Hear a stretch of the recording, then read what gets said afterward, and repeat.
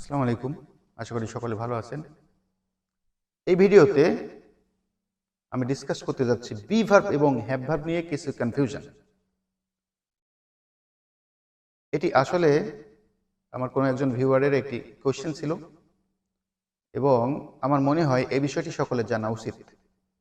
এই বিষয় সম্পর্কে আসলে সোশ্যাল মিডিয়া বলেন বা অনলাইনে বলেন, খুব ভালো কোনো ব্যাখ্যা দেওয়া নেই, মানে ডিসকাস করা নেই। বিষয়টি যদিও খুব সহজ আমরা জানি, তারপরেও এই ধরনের কোনো ভিডিও নেই।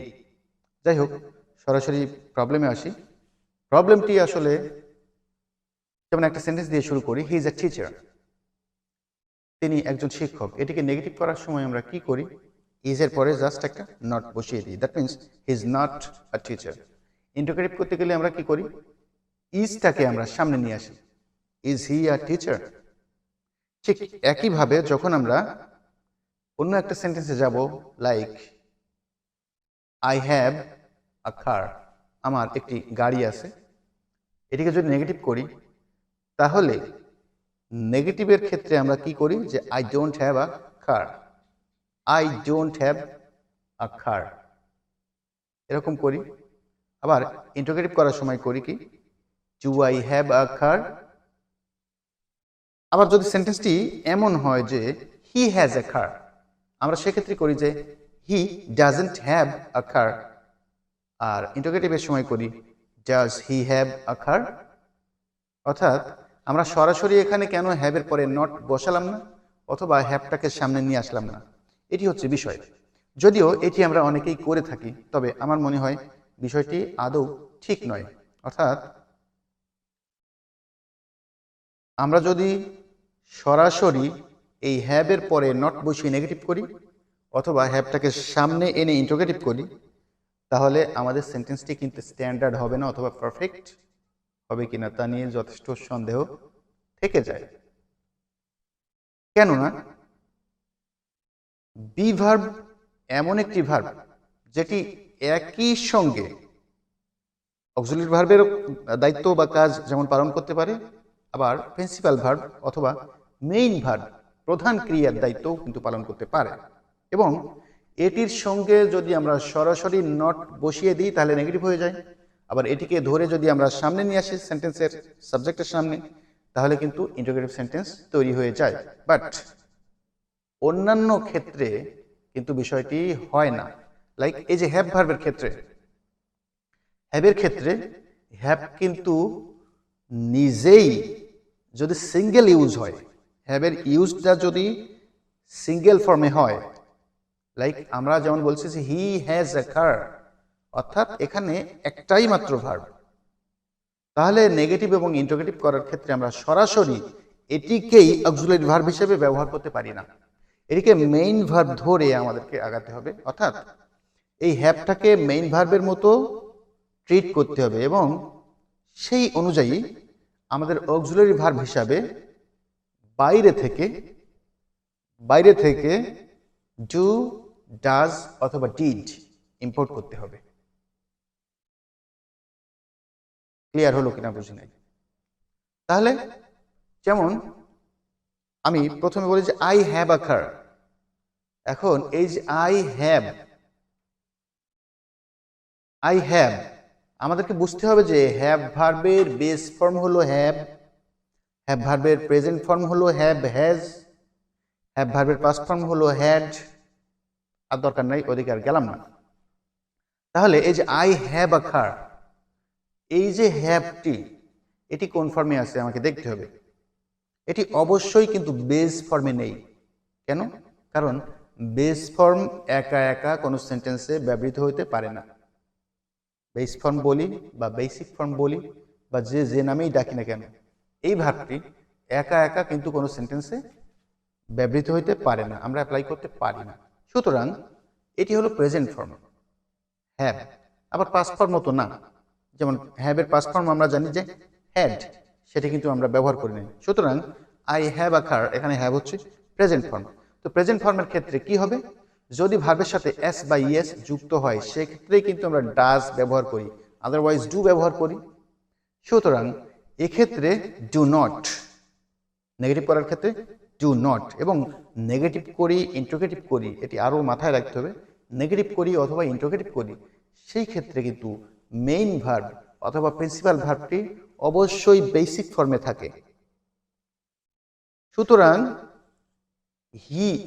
আই ডোন্ট হ্যাভ, এই হ্যাভটি কিন্তু আই ডোন্ট হ্যাভ, এই হ্যাভটি কিন্তু বেসিক ফর্ম, কেননা আমি এটিকে নেগেটিভ করছি। বাট ওই যে প্রথম যে sentence, that means I have a car, এই হ্যাভটি কিন্তু প্রেজেন্ট ফর্ম। যারা ভার্বের ফর্ম নিয়ে এখন কনফিউজড, তারা আমার ফর্ম অফ ভার্ব শিরোনামে একটি ভিডিও আছে, সেটি অবশ্যই দেখবেন। আশা করি সকল কনফিউশন দূর হয়ে যাবে।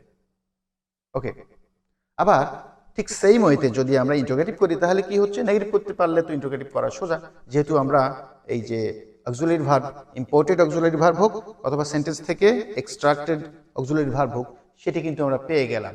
দ্যাট মিনস এখানে ডু, আই ডোন্ট হ্যাভ, সুতরাং ডু সামনে নিয়ে আসলেই কিন্তু ইন্টারোগেটিভ হয়ে যাচ্ছে, ডু আই হ্যাভ আ কার। সেই মইতে হি হ্যাজ আ কার, এইখানে হ্যাজ কিন্তু প্রেজেন্ট ফর্ম,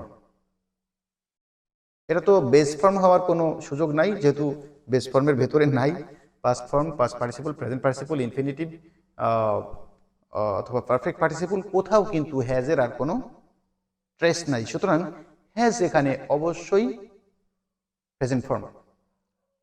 তো এখানে আমরা হি ডাজন্ট হ্যাভ কেন ব্যবহার করলাম, কারণ ওই যে বলেছি নেগেটিভ করার সময় অথবা ইন্টারোগেটিভ করার সময় যেখানে বি ভার্ব থাকবে না অথবা মোডাল অক্সিলারিজ থাকবে না, সেখানে আমরা কি করব, ডু, ডাজ, ডিড ইম্পোর্ট করে নিয়ে আসবো অক্সিলারি ভার্ব হিসাবে। এক্ষেত্রে আমরা তাই করেছি। এখন কথা হলো যে ডু না নিয়ে এসে আমরা কেন ডাজ নিয়ে আসলাম। আমরা ডাজ কেন নিয়ে আসলাম, কারণ এই যে হ্যাজ, এটি কিন্তু ভার্বের সাথে এস বা ইয়েস যুক্ত ওই ফর্ম। কারণ আপনি যদি হ্যাজের স্পেলিংটা দেখেন এইচ এই এস, হ্যাজ। আমি কিন্তু সোজা করে বোঝাতেই পছন্দ করি, সুতরাং এই ব্যাখ্যাটি শুনে অনেকে হয়তো হাসি ঠাট্টা করতে পারেন, কিন্তু বিষয় একই। আপনি এই যে দেখেন ইজ ভার্বের সাথে এস আছে, সুতরাং এটি থার্ড পারসন সিঙ্গুলার নাম্বারের ক্ষেত্রে আমরা ব্যবহার করি। এই যে হ্যাজ ভার্বের সাথে এস বা ইয়েস আছে, এটিও থার্ড পারসন সিঙ্গুলার নাম্বারের ক্ষেত্রে আমরা ব্যবহার করি। ডাজ থার্ড পারসন সিঙ্গুলার নাম্বারের ক্ষেত্রে ব্যবহার করি। এভাবে কিন্তু কেউ কখনো বলেনি, বোঝায়নি অথবা বোঝায় না। এর জন্য আমি বলে থাকি যে হয়তো আমি উপস্থাপনাটা সেভাবে স্মার্টলি হয় না, বাট তথ্য উপাত্ত যাই বলেন না কেন আমার মতো কেউ দিতে পারবে না। এনিওয়ে, তাহলে আমরা কি করলাম, এই যে হ্যাজ থাকার কারণেই আমরা কিন্তু ডাজ নিয়ে আসলাম। আর ডাজ নিয়ে আসি বা যাই নিয়ে আসি না কেন, এরপরে নেগেটিভ করার সময় আমরা আগেই বলেছি যে মেইন ভার্বের যে ফর্ম, সেটি অবশ্যই বেসিক ফর্মে থাকবে অথবা বেস ফর্মে হবে। সুতরাং আবার হ্যাভই তো বেস ফর্ম। তাহলে কি হলো, he doesn't have a car. Is it clear? আবার ইন্টারোগেটিভ করার সময় কি হবে, ডাজ হি হ্যাভ আ কার। তাহলে আমরা একটু সাম আপ করার চেষ্টা করি অথবা সামারাইজ করার চেষ্টা করি। Be verb, that means am, is, are, was, were, basically এই ভার্বগুলি নিজেরাই যেমন মেইন ভার্বের কাজ করতে পারে, আবার নিজেরাই অক্সিলারি ভার্বের কাজ করতে পারে। সুতরাং এই যে ভার্বগুলো, এই যে be verb itself is an auxiliary verb.